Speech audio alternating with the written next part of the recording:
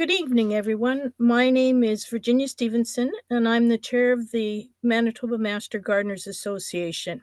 And we are delighted to see so many of you who've been able to join us this evening. So I'd like to welcome you all to our educational presentation by Melissa Scouten. What else can a garden do?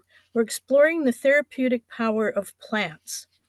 Now, before we begin, I have a few housekeeping announcements to make. Given that this is a very large Zoom meeting, we ask that you please keep yourself muted. As far as I've seen, everybody is, which is terrific. Otherwise, we would be able to hear you and any background noises at your home, which can be rather disruptive for the presentation. You should be able to see the red icon for the microphone with a line through it that'll assure you that you are muted. This presentation is being recorded, and the link will be emailed to registered participants in a few days. But if there are any further resources that are mentioned during the talk or in the question period, we will also see that those are shared with you as well, so you don't need to be rushing to get a pencil and paper and write them down. There will be a question and answer session after the presentation. So if you have a question or something pops into your mind during the presentation, you can type it into the chat section on the toolbar. And please make sure that when you do so, that your question is going to the first person on the list, which is Linda Dietrich, and not to everyone, as Linda will be once the speaker has finished, Linda will be moderating the question period. Okay, so that's it for housekeeping. And as I said, it looks to me like everybody's muted, which is great. Okay, so we want to begin by acknowledging the Indigenous peoples of our province of Manitoba. We acknowledge that the gatherings and undertakings of the MMGA are on treaty territories and ancestral lands of the Anishinaabe, Cree, Oji-Cree, Dakota, Dene, and Inuit peoples, as well as in the homeland of the Red River Métis. The land is sacred to Indigenous peoples, and we acknowledge and share the belief that the land and its soils are living, powerful in spirit and mystery. We acknowledge the Indigenous peoples as the traditional stewards of the land, and we appreciate and respect their knowledge and care. We acknowledge that a history of colonization, violence, and struggle exists on this land, and commit to the seeds of truth regarding this history. As gardeners, we know that with nurturing, these seeds of truth will grow and spread, and with time and care can result in a harvest of understanding, reconciliation, and healing. All right, so now it is my honor and privilege to introduce our speaker to you. Melissa Scouten is a horticultural therapy practitioner who also works as an education coordinator at the Assiciboine Park Conservancy in Winnipeg. One of her roles is to deliver therapeutic horticultural programming to seniors living with dementia to help improve their social connections and well-being. In addition to this, she is the membership committee coordinator of the Canadian Horticultural Therapy Association, or CHTA, and is a proud member of the organization. So we're very glad to have you, Melissa. Welcome, and if you would like to share your screen at this point, you have the floor. Thank you, Virginia, and I just want to thank everybody for choosing this evening to share together and to learn. I'm just to get my presentation started here. Okay, can everybody see that? Very good. Great. Well, again, thank you everybody for coming here this evening to learn and connect through plants. My name is Melissa Scouten, and I wanted to share about what else can a garden do. But I wanted to share about why I got into this. And sometimes I have to reflect back all the way to my childhood. I actually grew up in rural Manitoba, where most people had a vegetable garden, and it was practically mandatory to garden. There was not a choice to not be in the garden, because if you wanted, pickles, pies, pierogies, you had to do your work in the garden. So it was a bit of a chore for me as a child, but I did have some great memories in it. Being with my family and also just the feeling of the soil on my feet. This is my mini me in the center photo. It's my youngest daughter, in the same garden I grew up um, in just north of the Duck Mountains in Swan River Valley. And so it must run into the family that she also feels the power of plants when she's in the garden. But it wasn't until I was a little bit older that I started to get really interested in the power of plants. And it took quite a bit of a loss in my family. My partner and I lost our second child, and I needed that time in the garden to heal. And when we spent time in the garden, you sort of, those busy thoughts sort of go away. And it was just such a release for me as I went through the grieving process. And it really shaped the way I look at plants now and carry it into my work that I do at Assiniboine Park and beyond. So I hope today to talk about that. So when we are working in our own gardens or visiting green spaces, parks, whatever is near to you, that we could, get the full benefits of plants. And I hope to make it interactive. I really like people sharing their stories. I love when people get to read other people's comments. So I hope to make this interactive tonight by doing some activities of we all hear that gardening is good, but I want to get to why. Like, what is it behind all that? So I want to do a guided little walk for us online to kind of learn about how can we be in nature differently. And then I'm going to tie it all together with horticultural therapy. And I just like to say, if when I talk about nature, I also mean gardens as well. Just like I like to start my programs with people, I want us to kind of ground ourselves for a little bit, take a deep breath, and I want us to still do a little check-in with ourselves internally. And just a fun little thing is on a scale of fall leaf, how are you doing? Sometimes when we look at nature, it kind of reflects back at us. So there's choices on the screen with a number underneath it. So you could either, do you feel like you're a number one and a two? Maybe there's something in there that you feel. And if you want, you could pop it into the chat so everybody could see. And you're welcome to say like why. Why did you choose that leaf?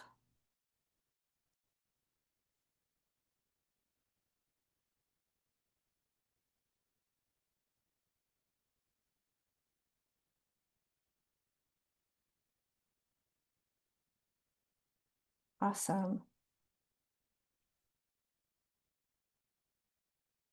And sometimes when we, take a moment to look at, leaves or, anything that's happening, um, we can almost like do an internal check-in. Like some might see something different. So some people are choosing two, they love the color. Number two, it's lively and upbeat. Tired. Number one, tired and still going. That's okay.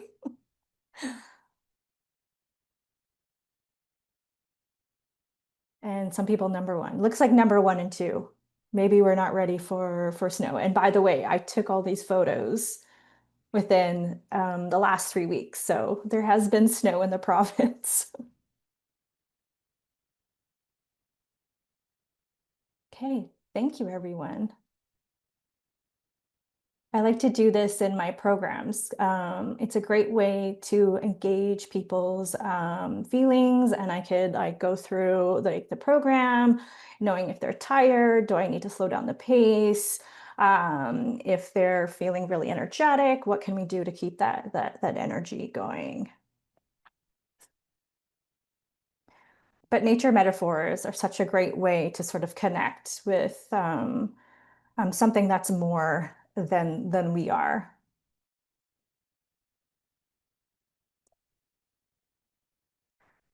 Okay, so we've heard that nature is good for us and gardening is good for us, and maybe we've even said, "Oh, I need to go for a walk."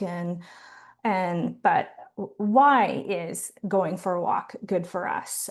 So I wanted to go into sort of like the science behind it. So just like we know that, exercising, eating a well-balanced meal is really good for us, being outside as well. But why is that?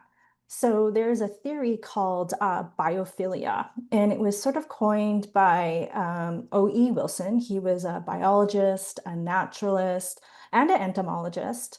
And during his studies, he said that humans have this innate connection with nature, that we really want to be with nature, um, because it makes us feel good. Um, so it's not just about how we are going for a walk outside, it's how we do that. And we're going to get into a little bit more of that too. So this is like the precursor of like how why gardening is good for us.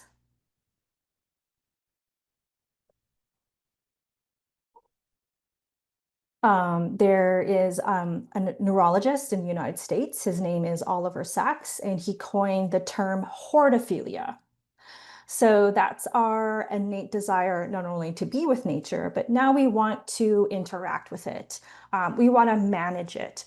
We want to curate it because we know we get benefits. So of course, we get food, the senses, and even just going back into like turtle island history of indigenous people like tending to the land, managing forests. So the forest fires would be manageable, burning the grasslands. So the grass is nice and lush for bison to return. So it is really in our in our being for to connect with nature, but also to interact with it. And what is so powerful about gardening, especially with Oliver Sacks, he wrote an article in the New York Times, and it's really caught on. He said that the two non-pharmacological methods he found that really worked with people who were chronically ill was gardening and music.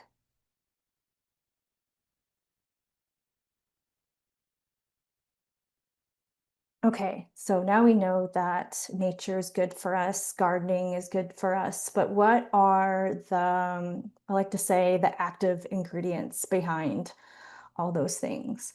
So I like to kind of do a guided walk, sort of learning along the way in a place that is really dear to me in the Duck Mountains. But this could also be done in a garden or any space outside near you. And it's just like a fun way that we could all learn together. So on our little walk, our little nature walk this evening, just like us to just take a deep breath in and out, just enjoying the sights. And as we sort of take a deep breath in and look at the crown of a tree, just want to slowly release our breath, kind of letting our gaze drop down, just like a leaf falling down to the forest floor. And there ahead of us, we see the trail that we're going to walk on together virtually. but we also feel something warm on our back that piques our interest. So as we turn around, we see the sun rays, and the sun rays really nourishes our plants, but it also nourishes us. So sunlight is a reason why we feel better. It helps produce serotonin, which helps with our sleep, and it also helps relax us. And even just looking at this photo just makes me want to take a nice deep breath in again and drink up the sun rays as they kind of reach around the trunks of the tree towards us. And we could be grateful for this gift of sunlight. And when we're in nature, it might give us some time to reflect on what sort of light do we need to bring into our lives? Who brightens our day?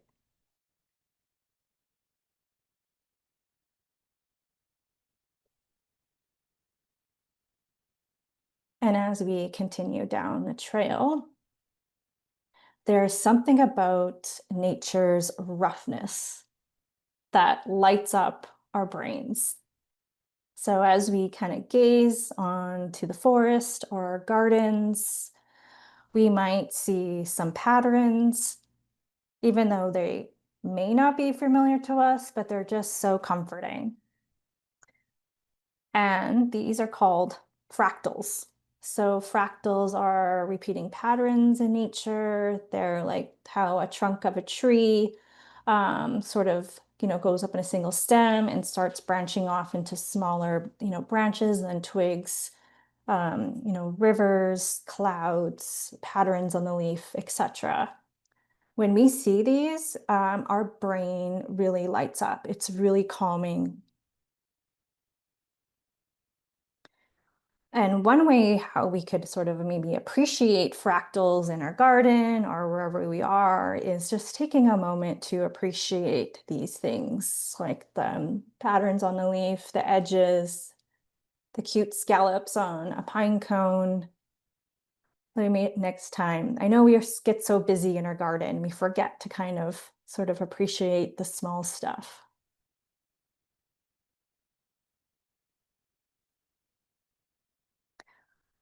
And as we go along, we might be tempted to touch things. I know I love, my family gives me a little bit of flack for stopping along the trail and touching things, but as a practitioner of horticulture therapy, I always sort of want to match the people. Then it's always to give ask plants and trees for consent to be touched. It could be sometimes triggering for people.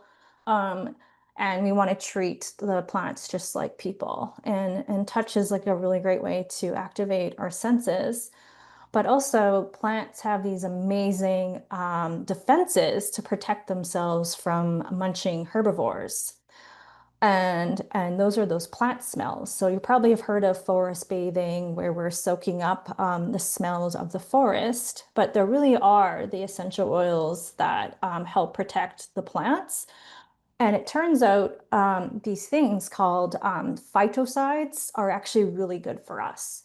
So as like a spruce tree, for example, when it has an injury, either it got pruned or it had an insect burrow into it or a woodpecker drilled into it, it's going to push out resin, the sap.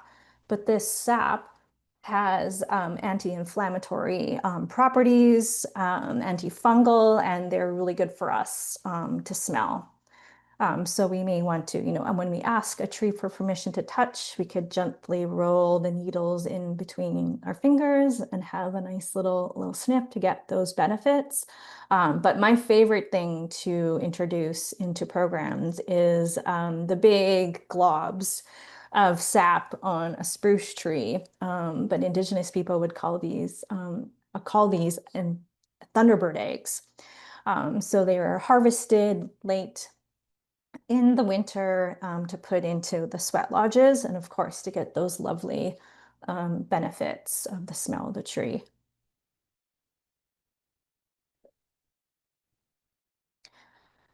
So we're gonna continue on our walk and sort of here and feel the rustle of leaves under our feet. And we're going to round a corner and we're going to notice that the substrate underneath this is sort of changing from that rustle of leaves to this scrunch of gravel as we move down this little road towards the lake.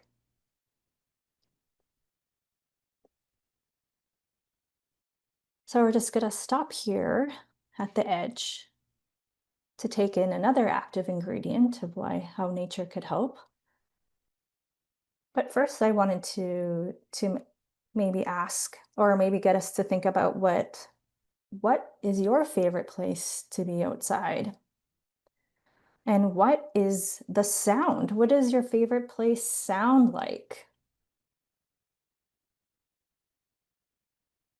So this is my favorite place,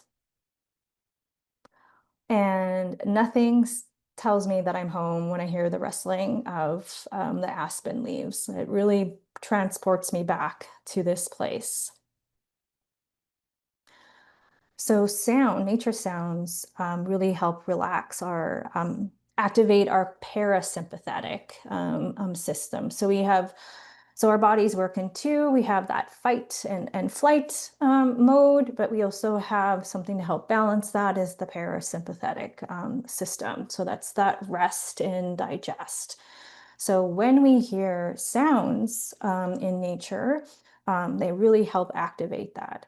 But it turns out in humans, we actually have, there's probably lots of things. I just want to pop into the chat to see what anybody listening to the birds. Yeah, the sound of birds. Sound of birds, grasses, and leaves moving. Absolutely. Water, the sound of waves. Yes. And the backyard birds. Yes. More wrestling of, so it looks like we actually named the top three things that humans really like already.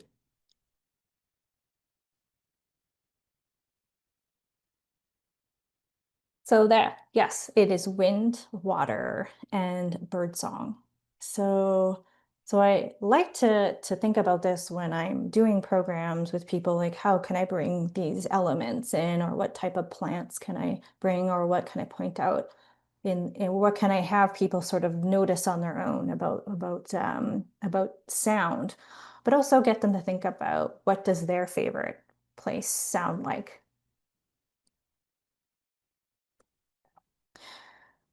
Speaking of birds, and I know it's winter or is upon us, and our gardens or our activities in the garden have slowed down, and the garden's resting. But I always see birds as sort of that way of winter gardening. So I want us to do another activity to help sort of build up our skills of noticing nature.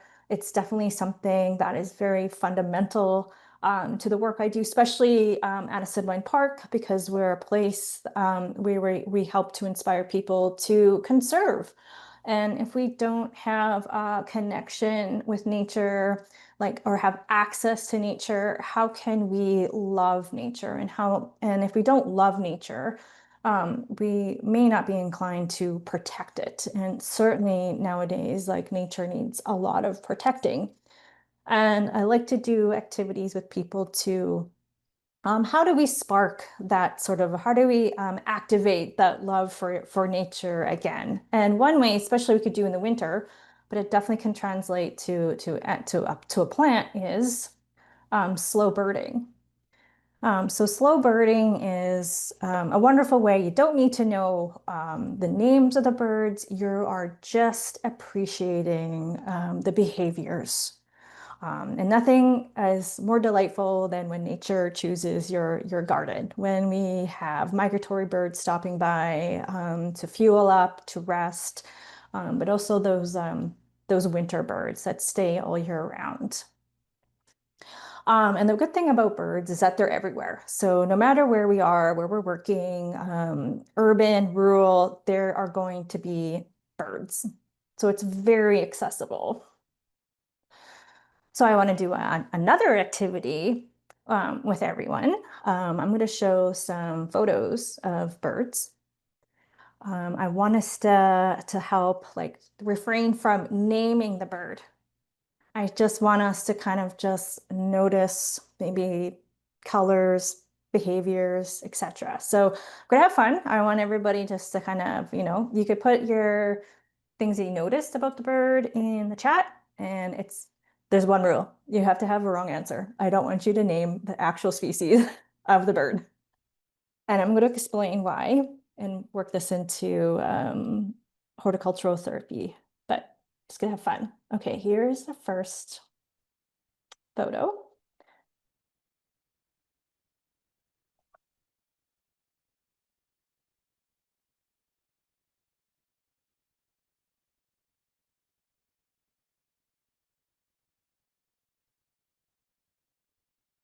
So we have somebody say, it's the upside down grayback. Just enjoying how peaceful. Yeah, it's soft. Yes.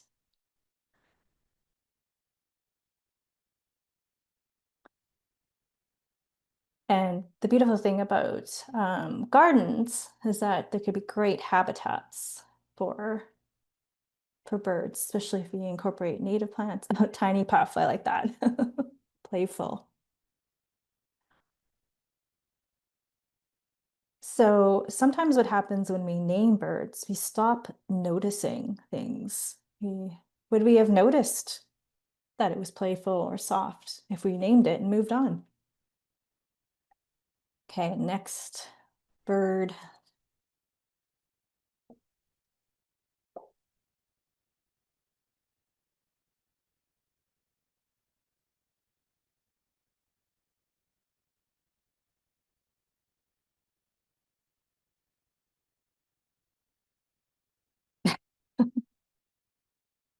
A charcoal blob. Yep, you notice the color. Fluffy and relaxed.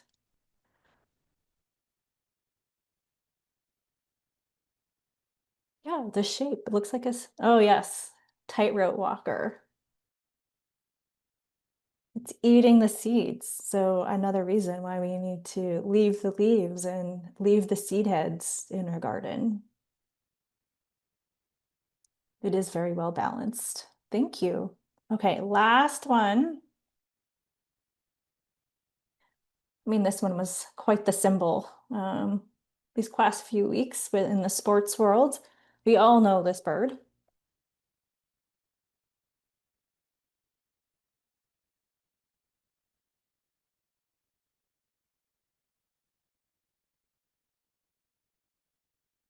It is very beautiful. Who's on first? Yes.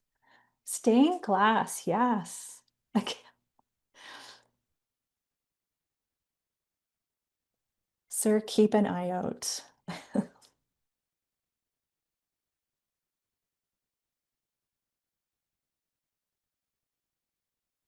Amazing. Thank you. Yeah, so when we take a page from the slow birding sort of playbook, we could do the same with plants. So I know as a horticultural therapist practitioner, it's super important to know plants. We don't want to be bringing plants that could be irritants, poisonous, toxic around people. So it is important to know the names, but sometimes what happens is when we name something, we kind of move past noticing it. And I just wanted to give an example. Um, so yeah, actually, yesterday I had a program with the seniors, and we were talking about trees, and we were talking about cottonwood trees. And I brought some cottonwood trees into the class, but I actually have never really noticed how beautiful the leaves were. And we were passing them around, and people were just um, appreciating the scalps of the shape of the leaf. It reminded, somebody mentioned how it looked like waves. There's actually like little edges that look like crests and how they were inspired. Like, you just got to ride the waves. And when you give people the opportunity to slow down um, and notice nature, it can help reflect back at us. So something that we could do in our own gardens here. Bonus points if you were able to know the plants in the background of the photos of the birds. Okay, so as we wind down on our little guided walk here, we have our last sort of active ingredient, and that's the soil. The soil is the skin of the earth. It's very protective. It's very nourishing, of course, to plants. But it also has a bacteria in it that is very great for our well-being. And that's that Mycobacterium vaccae. So when we are playing in the dirt, smelling the dirt, it activates in our brain and it helps relax us. And again, it boosts that serotonin and actually could help make us more creative. But I always like to think of soil as like it's very grounding. And who in our life is our soil? And soil has been around, it's been around forever. And it's like an old friend. Who in your life would ground you? Who brings light to your life?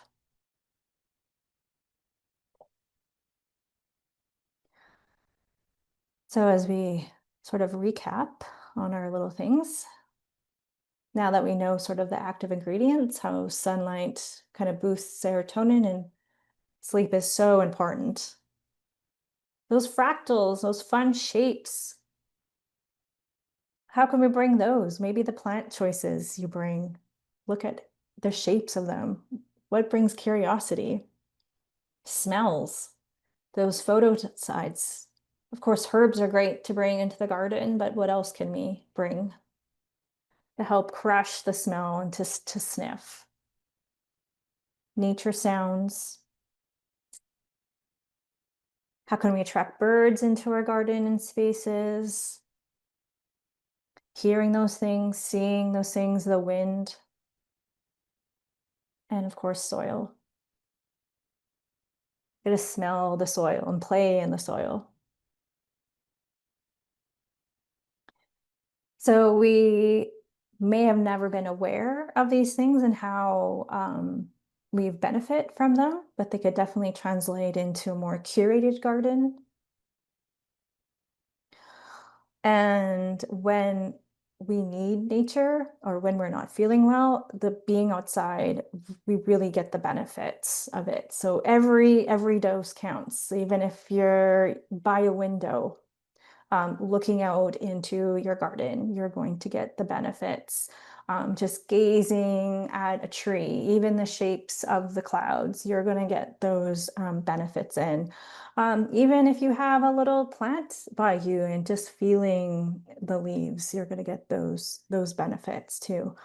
But maybe you could ask yourselves, like, are there any nature opportunities that exist for you? How can I make more of them? But when it comes to horticultural therapy, or just like it's not just doing these things, it's overlaying them with an other activity that helps bring emotions in. We get a benefit when we overlay that. So when we do go for a walk outside, we really want to be unplugged. We don't want to be listening to a playlist or a podcast because we're just too focused on that. We really want to be paying attention to nature. I always like to tell especially the students that come to my classes, we got to do nature slow and repeat visits. Um, your favorite places, we probably love them because we've learned to love them. We've visited them several times and we notice things, and that's when the magic comes. Kind of reminds me of a story a participant shared. Um, they loved going for walks outside when they visited their family. Um, So they also lived in rural Manitoba, and where they were, they didn't have curbside garbage pickup. So they volunteered to do the walk to the community bin. And this was a nice way just to get out of the house with, I know lots of people visiting over, and they loved walking outside, but there's precautions, they said, that because there's wildlife, you have to be safe, it's dark. But they just loved being outside, especially in the dark. And it dawned on them that if I'm so comfortable walking in the dark, um, I could apply this, they could apply this to how they approach life, kind of like, being kept in the dark. But they had no problem um, navigating the dark, and how can we build resilience and bring that into our own life. So I loved how they shared that sort of enlightenment they had.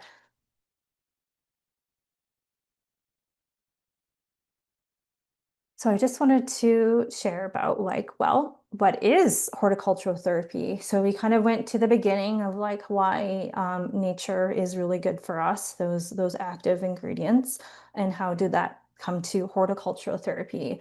And there's been lots and lots of studies, and it's great to talk about and sort of elevate horticultural therapy as a profession. We're definitely seeing like movements in like Assiniboine Park now signed on to becoming where you could get prescribed nature. So you could go to your doctor and get a prescription. It's called PRX, that you could get like a membership to the leaf. And so you get those benefits of being around plants. But horticultural therapy is a profession where we use horticultural activities to meet a goal of the people in the sessions. It could be therapeutic, it could be rehabilitative, but it all depends on your population. And in horticultural therapy, we call these domains. Like we want to, it's a whole person.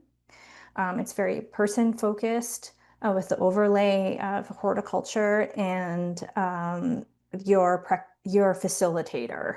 So the facilitator is getting to know the group and working with their older goals, and the goals to meet that whole person or like social, cognitive, physical, emotional, and even and spiritual.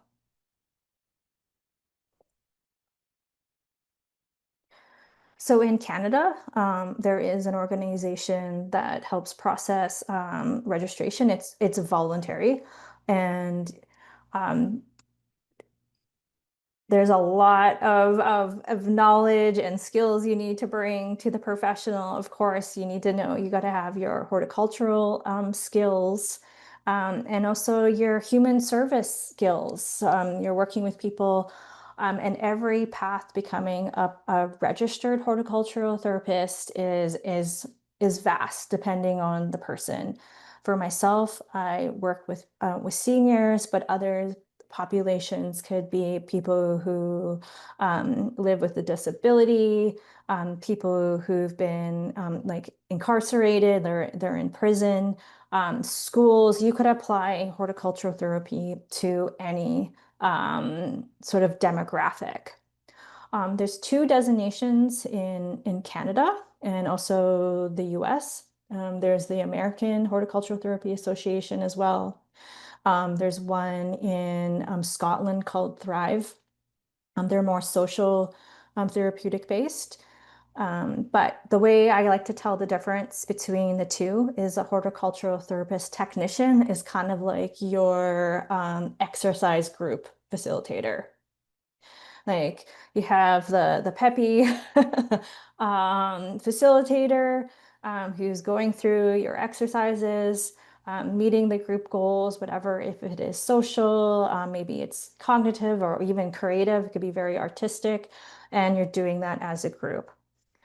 Where a registered horticultural therapist is like your personal trainer. They're going to be helping you do working towards your goals, if it's like physical rehabilitation.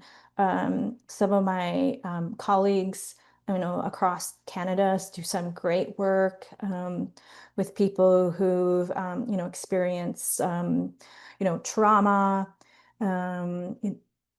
either through like domestic violence. You would have, so working with other clinicians as well to work through their goals.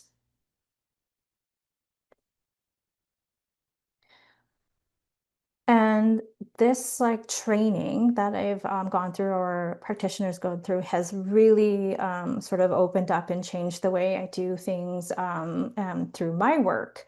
Not only just like connecting with nature, but definitely notice students that are, youth coming back, saying how much they enjoyed it.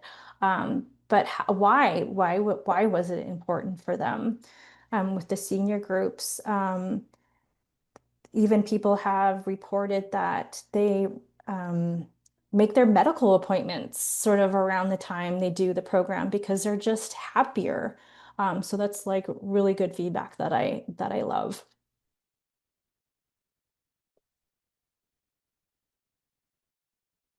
So I just wanted to share a little bit about the program that I run at Assiniboine Park. It's called the Living Well program. It's a program for people who live with dementia and their care partner. So their care partner could either be a spouse or their adult child, or is somebody who the family has hired for support. And we meet like once a week for about, it could be as little as 4 weeks, but as much as 6 weeks. And we do horticultural activities and even in the winter months, we might turn to more botanical craft and tending to house plants. And so one of the sort of like maybe symptoms of dementia is like depression, social isolation. So those are sort of the goals that I keep in mind that I hope to bring into the program. How can I get people to talk to each other if they're not used to having people around them? Sharing stories. How can items be brought in to spark memories? Those nice feelings that we had, even like standing in the garden. And so it's really important to get to know, and we build a program for there. Some wonderful stories come out of that.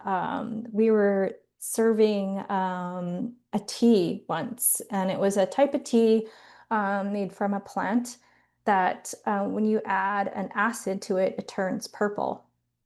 And as the flower petals were sort of swirling into the pot, it reminded a participant of the inkwell that he was grown up in one schoolhouse, and how they would freeze in the winter. So it was really interesting just to kind of like how just watching this flower float in the hot water sort of brought him right back to his childhood.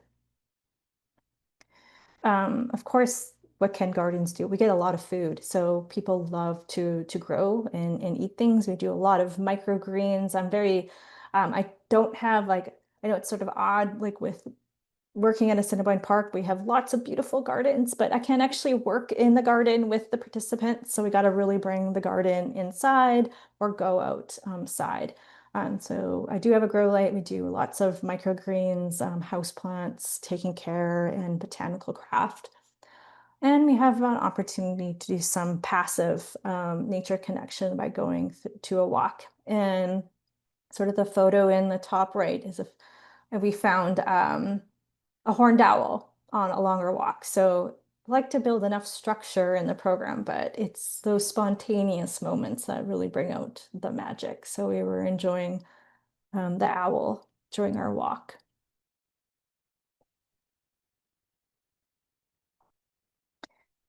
So I just wanted to end with this quote, which I think is just really summarizes everything about the power of plants, but also noticing nature. So anyone could love a rose, but it takes a lot to love a leaf. It's ordinary to love the beautiful, but it's beautiful to love the ordinary.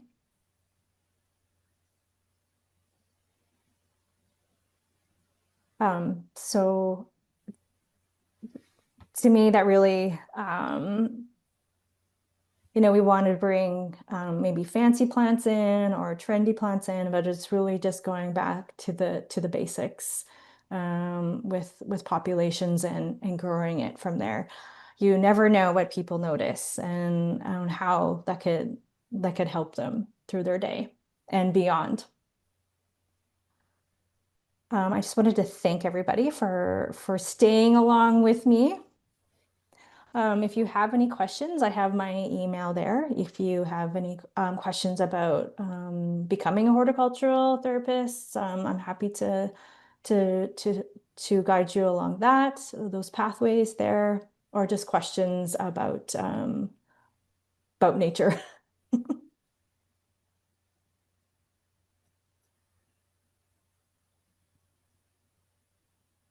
Virginia? Yeah. Comica. Okay, thank you very much, Melissa, for a very interesting and informative presentation, and that really starts one thinking about all those little things that you see out there in nature and that actually mean so much to you and in your garden. Um, it like I said, it was very inspirational. So thank you very much. That we will have our question and answer session, and so I'm going to turn you over to um, gosh, to Linda Dietrich, who is our education director, as she will be moderating the question and answer session. Okay, Linda, take it away there. Thank you. I hope everybody can hear me. I see that there are a number of thank yous that people have expressed to you, but I also saw people who had their hands raised, except that I cannot find the list of people with their hands raised. Let's just see what I can find here. All right.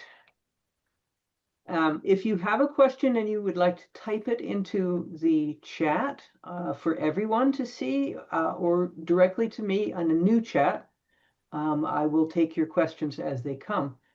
I think I saw hands go by, but they may have been people clapping, and and I think there were a lot of people who wish to express their thanks. I see. Thank you. I see. Thank you so much. It was a great presentation.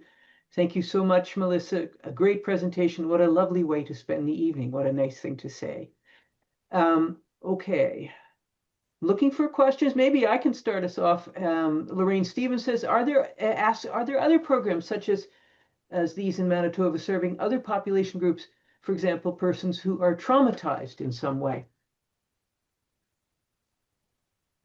I don't know.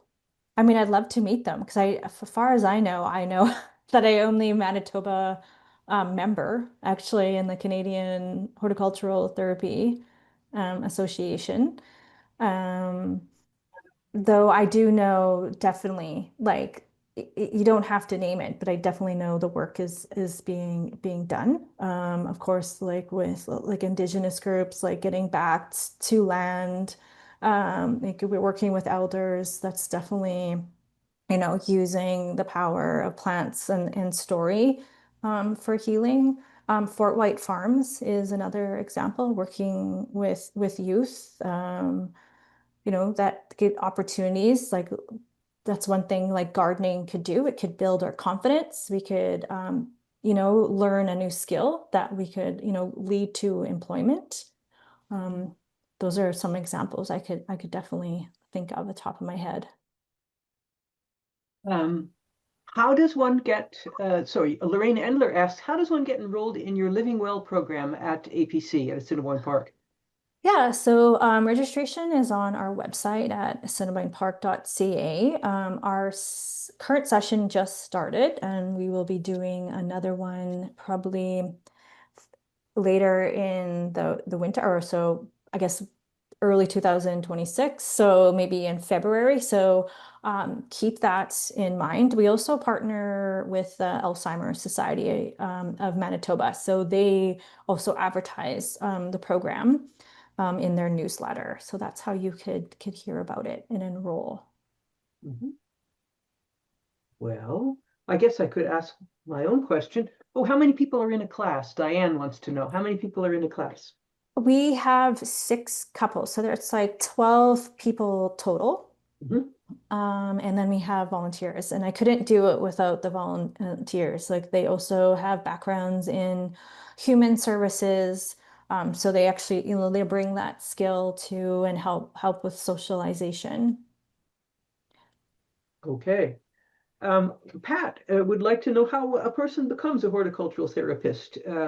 Is there we know that it's a voluntary designation that you get, but probably you have to have some training of some sort, right? Yeah, so on the Canadian Hort Therapy website, they have guidelines to help somebody through that process. So it's like a point system where you need so many points like in education. So of course, if you are a master gardener, that definitely could be applied to your horticultural skill points. You definitely need the background in human services, like either you've done volunteer work or you've employment that you've gained those skills.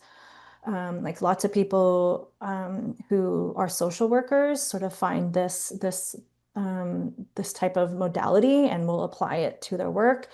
And some people are already horticulturalists and see the benefit and would need to sort of take training in the human services. So the pathway to becoming one, it varies, just like a vein on any leaf. It starts and branches depending on where you're starting Mhm. out with your background. And you need your sort of kind of 2 columns. You need your education, but also you need your practical skills as well. Yeah. That could be all found online. It's under guidelines and it has very nice detailed document there. You also have to be a member as well to become registered. So there's information also how to become a member of the Canadian Hort Therapy Association. Mhm. Thank you for that answer. You talked a little bit about seniors who are perhaps housebound, who are perhaps not able to go outside at all. We know that the older folks get, the more likely it is that they are not very mobile, and if they're ill, they may not be able to leave the house or the hospital room or whatever at all. Can you give some examples of what you would do with people like that in order for you to connect them with nature? Yeah, no, that is super important. Yes. So I mean, it comes to mind where I've actually led a program on the phone with Age and Opportunity. They have that seniors Oh yeah, beyond walls. yeah. So giving some tips of what we could do inside, especially during the winter. I mean, even just looking out a window and if there is even a tree or even the clouds in the sky, seeing those things would help us calm and just, are like a nice soft gaze. Pictures. Sometimes we might be in our workplace or even in a room that is windowless. Even having artwork, magazines that are nature and garden based, looking at those are very beneficial. If you have somebody who could chat with you about it, I actually bring seed catalogs into my programs for Hmm. people to flip through and kind of just reminisce about maybe the plants they had in their garden or their, spouse or parent had in their garden. Those are also nice ways. Having plants in your home, bringing nature inside. Um, of course, there could be a whole class on what types of plants you would need and the conditions in your home, but just touching a plant, when we take care of a plant, it kind of takes care of us as well. Um, I like bringing dried items of nature inside to look at and touch, like a little nature bowl.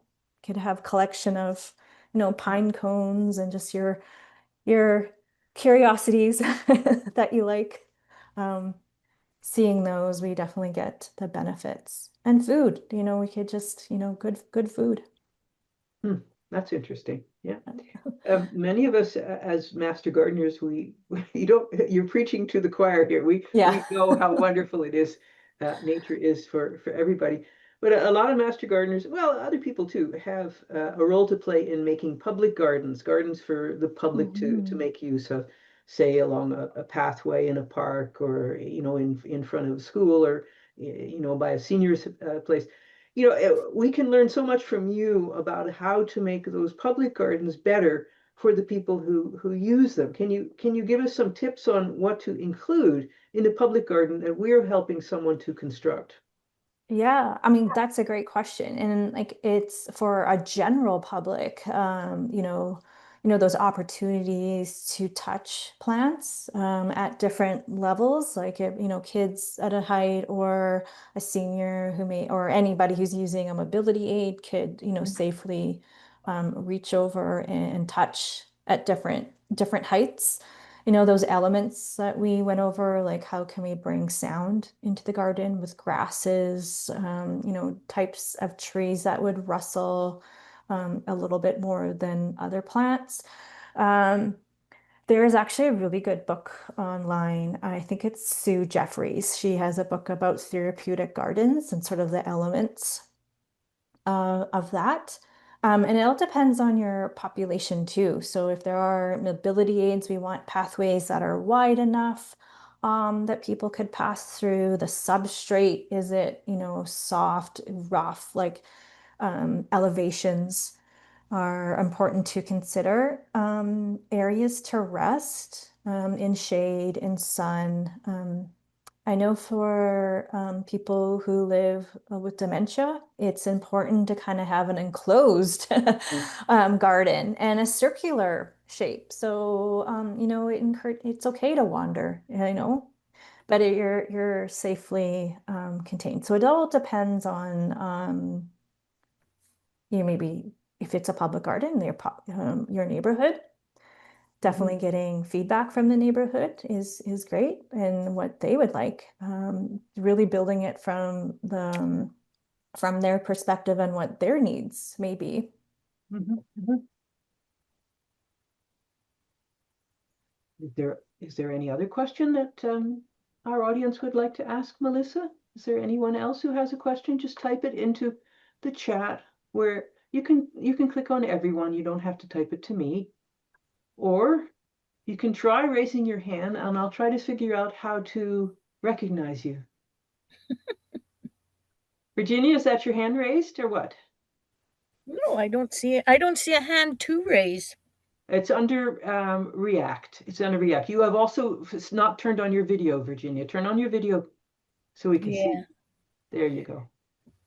I It's taking forever. Actually, I had just wondered, Melissa, how many I had put it in the chat, but to Linda, and I think she missed it. Like how many sessions would you normally do in a year? Like you're talking 4 to 6 weeks at a time. So how many sessions would you normally do, or do you just sort of wait till you have enough people who've inquired, or do you run them at set Yeah, times, or it's at set times. I also have to kind of work within like sort of the operational patterns of my organization as well. Like right? so, summer is quite busy, but people who would participate in the program, they want to do other things. Like they want to be at their cottages. So we Yeah. do tend to run them more in the fall, winter, and spring. Okay. And the length of sessions, they're about 90 minutes to 2 hours. Oh, So a okay.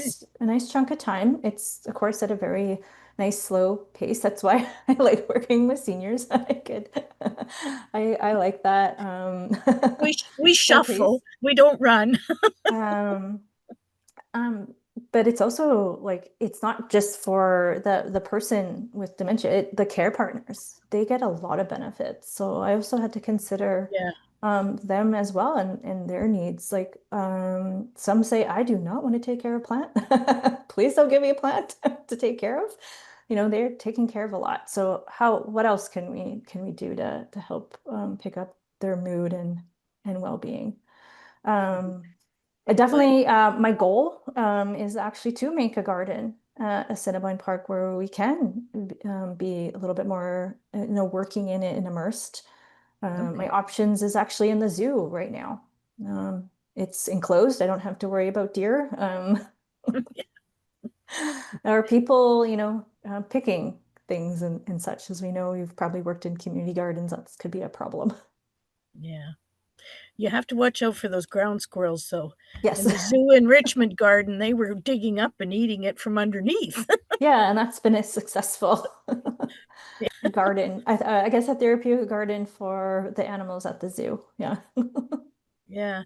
Could you use the garden, like the old, pollinator garden that was the butterfly garden in the zoo? Would that be a suitable place for you to take people, or there's It's definitely a beautiful space, but I guess the thing you got to consider is like, bathroom location, Mm. that kind But you're of looking for thing. somewhere where they can put their hands in the soil and actually Exactly. I and want do them. something. Yeah. Yeah. Yeah, So right now, again, we're just kind of, we do it like indoors, like indoor gardening. We do go outside. It's kind of more nature based, yeah, than, or a lot of, I could ask the gardeners to harvest stuff for us if we need to make anything like tea or anything like that. Yeah. yeah, I would I think have that a, actually.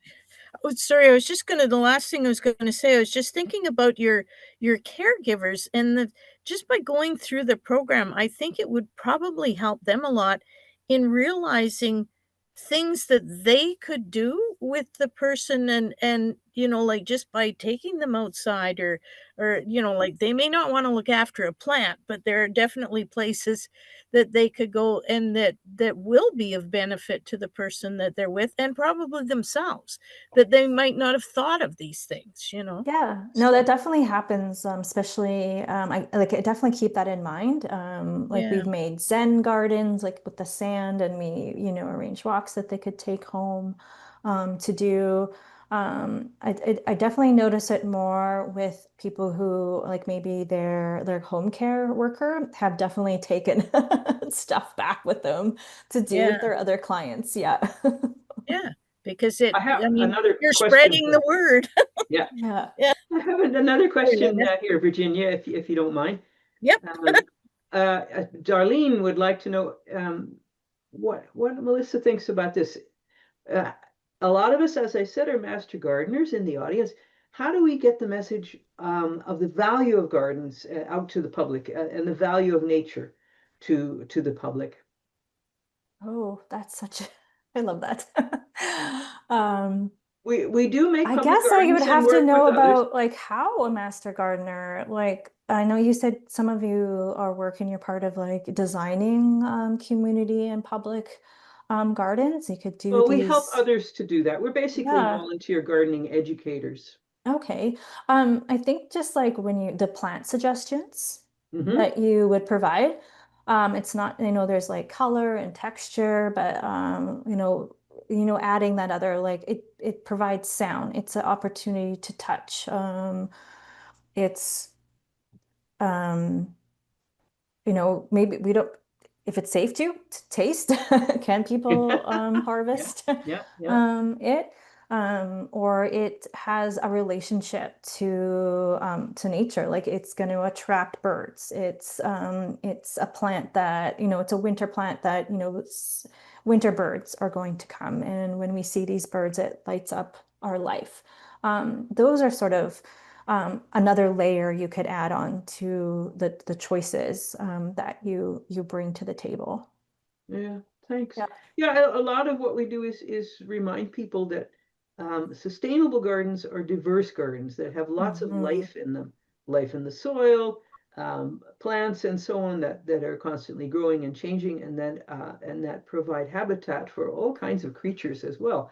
That's the direction that most gardeners in North America are starting to go. And That's I think yeah.